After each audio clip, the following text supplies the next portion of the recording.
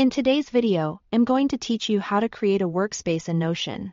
If you are new to Notion or just organizing a fresh space for a project or your team, this walkthrough will take you from the main Notion window to a brand new workspace. And we'll customize it so it's ready to use right away. From within Notion, look to the very top left corner of the window for the workspace switcher. It's the area that shows the name of the workspace you are currently in, often with an icon next to it. Click that switcher to open the Account and Workspace menu. This is your hub for moving between spaces and managing where your work lives. In that menu, find the three dots button, the little next to your account details. Click it to reveal more options, then choose Join or Create Workspace.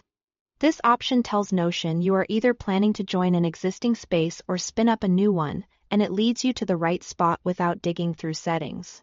On the next screen, scroll down until you see Create Workspace, and click it. You may also notice suggestions to join spaces you've been invited to.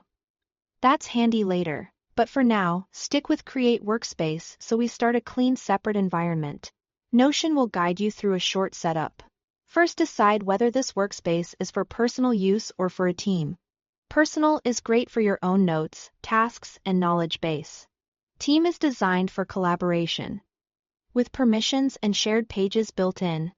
Give the workspace a clear, memorable name, something like the project, department, or purpose, so it's easy to recognize in the switcher. You can usually choose an icon or emoji to make it stand out visually. If you are setting up a team space, you'll see prompts to invite teammates.